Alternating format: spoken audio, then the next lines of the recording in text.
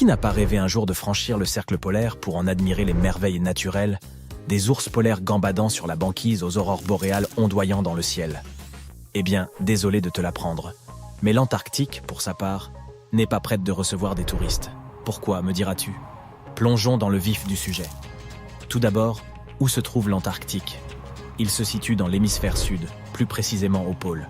L'océan austral l'entoure et la majeure partie du continent est recouverte de glace, ce qui en fait l'un des endroits les plus isolés et les plus froids de la planète. As-tu déjà rencontré quelqu'un qui ait visité l'Antarctique? Probablement pas. C'est l'un des endroits les moins visités du globe et seule une poignée d'explorateurs chanceux ont pu découvrir l'intérieur du continent, qui est principalement constitué de glaciers et autres champs de glace. Mais crois-moi, la faune et les paysages y sont extraordinaires. Pourquoi ne nous rendrions-nous pas en Antarctique? Tout d'abord, l'environnement y repose sur un équilibre incroyablement fragile et peut être facilement endommagé. De plus, il n'y a pas de population humaine autochtone sur le continent, de sorte que votre voyage reviendrait à visiter une immense île déserte. N'oublions pas non plus que c'est l'une des destinations les plus chères. Malgré tout, l'Antarctique n'est pas exactement gardé comme une forteresse, mais il est régi par un accord international, le traité sur l'Antarctique. Ce dernier a été négocié afin d'empêcher toute activité indésirable sur le continent et interdit certaines formes de tests effectués par les États membres. Mais la principale raison pour laquelle nous ne pouvons pas entrer comme ça dans l'Antarctique est que l'écosystème y est fragile et doit être protégé. Le traité stipule que l'Antarctique ne doit être exploité qu'à des fins pacifiques et qu'il doit être exempt de toute activité humaine susceptible de nuire à l'environnement. Les scientifiques n'ont pas fini d'en apprendre sur l'écosystème unique du continent, et notre activité ou nos machines pourraient perturber l'équilibre délicat qui y règne. Si tu as toujours envie de te rendre en Antarctique, sache qu'il n'est pas facile d'obtenir une autorisation. Les citoyens américains, par exemple, doivent remplir un formulaire spécial et l'envoyer au Bureau des affaires océaniques et polaires. Une fois sur place, il leur faut respecter des règles strictes pour préserver l'environnement, comme ne pas perturber la faune ou emporter de souvenirs tels que des pierres, des plantes ou des animaux.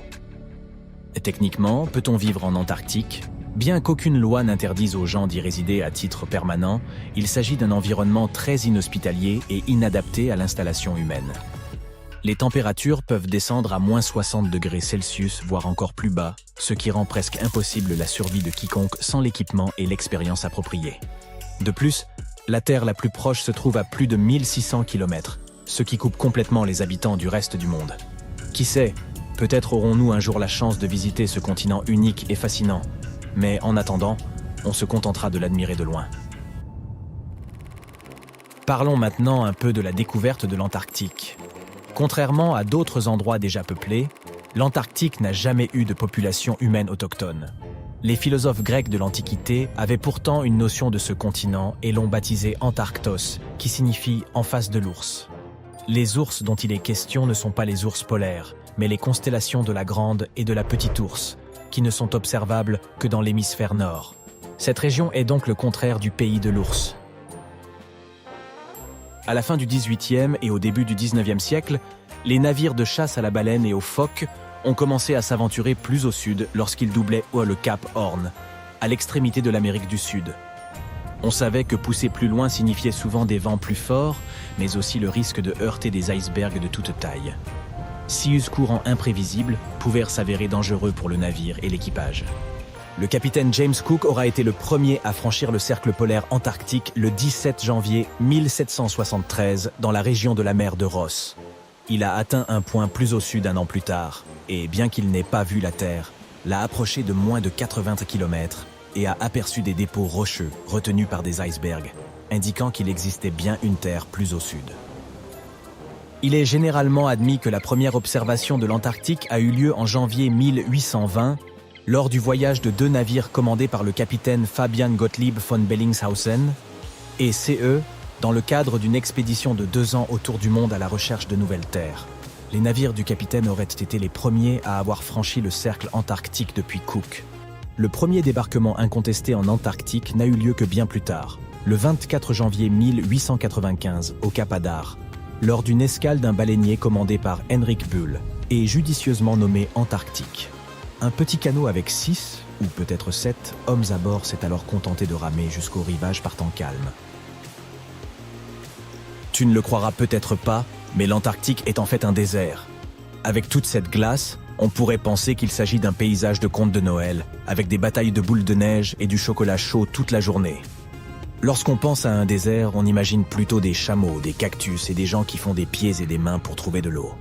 Mais en Antarctique, c'est une toute autre histoire. La difficulté n'est pas de trouver de l'eau, mais de trouver quelque chose qui ne soit pas recouvert de glace. Les précipitations moyennes y ont été d'un peu plus de 10 mm au cours des 30 dernières années. Ça ne représente que quelques gouttes de pluie par rapport aux averses que nous connaissons. Techniquement, ce ne sont donc pas les dunes ou la chaleur torride qui font un désert. C'est l'absence de précipitation. Mais ne t'inquiète pas, si tu te perds en Antarctique, tu n'auras pas à craindre d'avoir soif. Veille simplement à emporter une veste et des moufles, car il fait assez froid pour te transformer en sorbet. Non seulement l'Antarctique est l'un des endroits les plus secs de la planète, mais c'est aussi le plus froid, le plus venteux et l'un des plus élevés. Par ailleurs, les manchots et les chercheurs de l'Antarctique ont parfois bien du mal lorsqu'il s'agit de se repérer dans le temps. En effet, contrairement à ceux qui se passent sur le reste de cette grande planète bleue, il n'y a pas de fuseau horaire en Antarctique. Toutes les lignes de longitude se rejoignent en un seul point au pôle sud, ce qui complique quelque peu la tâche lorsqu'il s'agit de déterminer l'heure qu'il est vraiment. Tu te dis peut-être, mais comment les scientifiques et les chercheurs font-ils pour garder la notion du temps là-bas? Bonne question. Ils s'en tiennent généralement au fuseau horaire du pays d'où ils sont partis. Cependant, avec des stations du monde entier réparties sur le continent, les choses peuvent vite devenir un peu bizarres. Imagine que tu essayes de te coordonner avec les pays voisins sans les réveiller accidentellement au milieu de la nuit.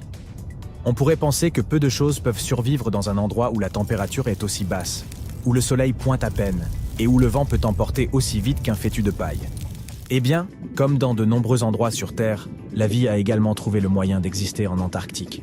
Crois-le ou non, ce continent gelé est en pleine effervescence. Il abrite des milliards de krill qui attirent à leur tour de nombreux phoques et plus de manchots qu'il n'est possible d'en compter. Mais ne te fie pas à leur apparence mignonne et câline. Les manchots sont des nageurs hors pair, dont le corps fuselé rendrait jaloux les plus grands médaillés olympiques. Ils se rendent sur le rivage pour se reproduire et se rafraîchir, mais leur véritable talent consiste à se chipper des cailloux entre eux et à former des cercles mathématiquement précis pour conserver leur chaleur. L'Antarctique abrite également la plus grande espèce de manchot sur Terre. Il s'agit du manchot empereur. Certes, ces oiseaux sont bien incapables de voler, mais cela ne signifie pas qu'ils ne savent pas sauter. À vrai dire, certains d'entre eux peuvent effectuer des bonds de 3 mètres hors de l'eau. Et n'oublions pas les phoques, avec leur corps poilu et leur chant mélodieux. Ces mammifères marins sont également protégés par le traité sur l'Antarctique et prospèrent dans les eaux fraîches de l'océan austral. Mais les véritables vedettes du spectacle sont les baleines. Pendant l'été antarctique, ces énormes créatures viennent en masse pour se repaître d'une abondance de krill. C'est un véritable buffet pour les baleines.